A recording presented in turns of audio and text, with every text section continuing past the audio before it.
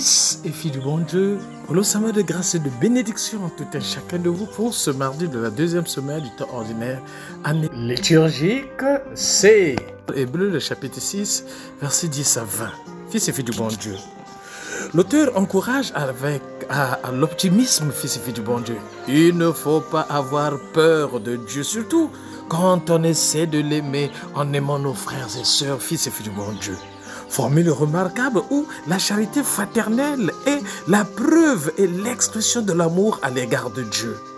Selon la révélation de Jésus, fils et filles du bon Dieu, ce que vous faites au plus petit des miens, c'est à moi que vous le faites, nous dit le Seigneur, fils et filles du bon Dieu. Le bien que tu fais à l'autre, c'est au Seigneur que tu es en train de le faire, fils et filles du bon Dieu. Notre désir est que chacun d'entre vous manifeste le même empressement pour que votre espérance se réalise pleinement jusqu'au bout. Ne vous laissez pas aller imiter ceux qui, par la foi et la persévérance, obtiennent l'héritage que Dieu nous a promis. Nos fils et filles du bon Dieu nous dit la lettre aux Hébreux. Oui, nous retrouvons la triade chère à Saint Paul. Charité, espérance, foi, fils et filles du bon Dieu. Voilà les trois éléments dans notre vie, fils et filles du bon Dieu. C'est vraiment le cœur de la vie chrétienne.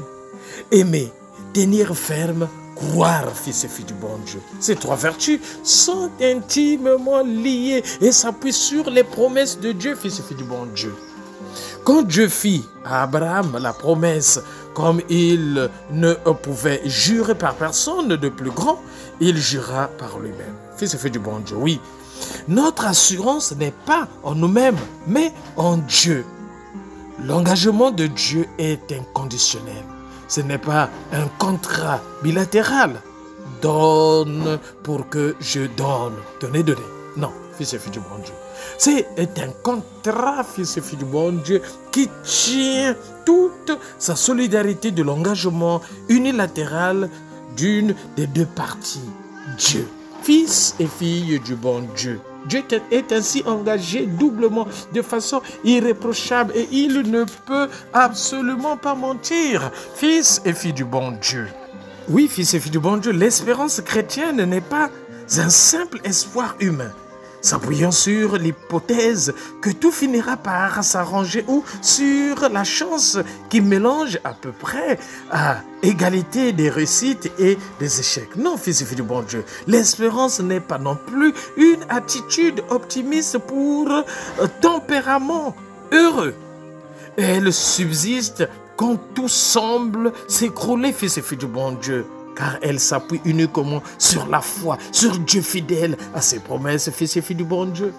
Lorsque nous nous retrouvons dans des situations difficiles, voilà l'espérance qui s'appuie sur Dieu, sur la foi, fils et filles du bon Dieu. Seigneur, accomplis tes promesses. Seigneur, sauve-nous. Fils et filles du bon Dieu, pour notre âme, cette espérance est sûre et solide, comme une ancre fixée au-delà du rideau du temple dans le sanctuaire, même où Jésus est entré pour nous en précurseur. Fils et filles du bon Dieu, l'encre, solidité du marin, est un symbole habituel de l'espérance, fils et filles du bon Dieu. Oui, ici l'image est utilisée avec une audace supplémentaire.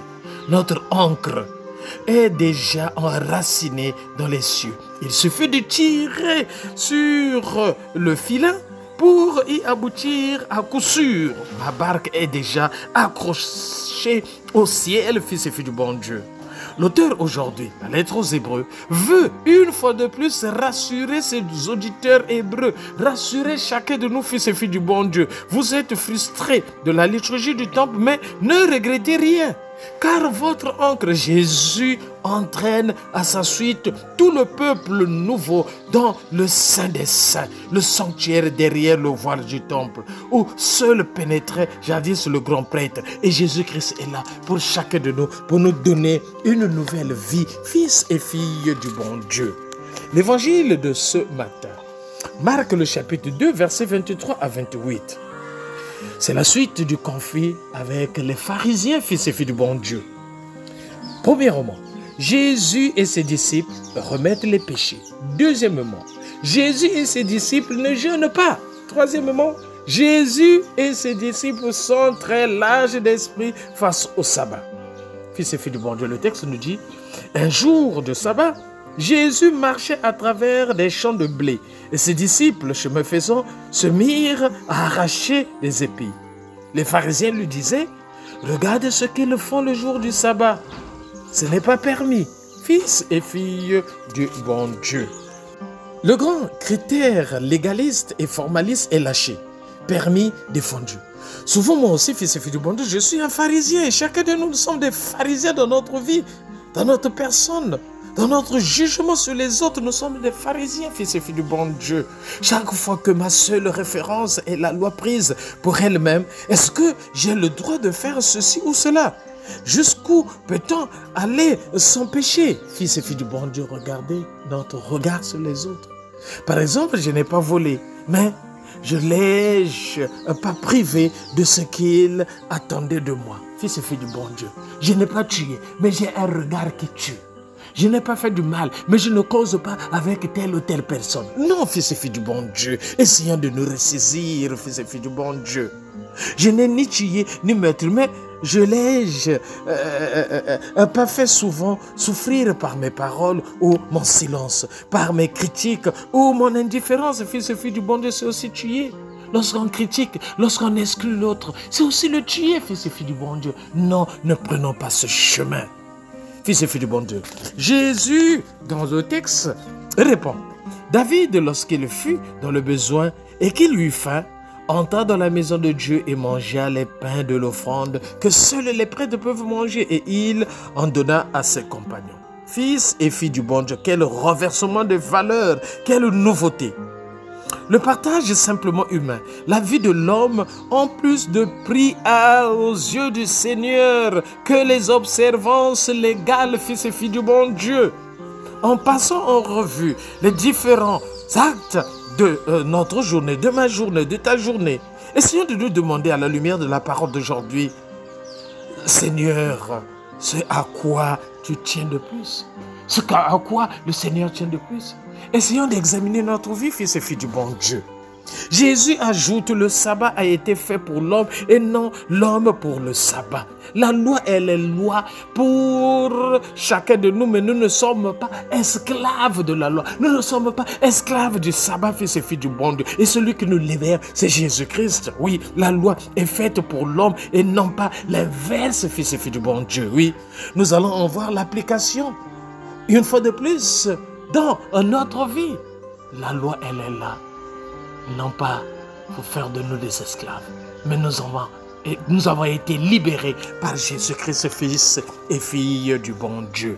Et alors, une seule loi demeure, nous aimer les uns les autres. Et surtout, aimons-nous vivants, fils et filles du bon Dieu. Je répète cela, aimons-nous vivants, c'est aujourd'hui, ce n'est pas après, fils et filles du bon Dieu. Et préparons notre ciel en faisant le bien sur la terre. C'était le Père Paul Jess Tounou, depuis la paroisse Saint-Michel de Nkembo, mais c'est Saint-Michel de la Gloire. Là, nous sommes dans l'archidiocèse de Libreville, c'est au Gabon, c'est un journée de grâce et de bénédiction. N'oublions pas, qui paie, yayo, occupe-toi de tes affaires et ton grâce de bénédiction en tout un chacun de vous, fils et filles du bon Dieu. N'oublions pas que les lois que le Seigneur donne à chacun de nous, ce n'est pas pour écraser l'homme, mais pour l'épanouir en vérité, fils et filles du bon Dieu. Demeurons dans cette vérité et soyons dans la fidélité par rapport à notre relation avec Dieu et avec les autres, fils et filles du bon Dieu.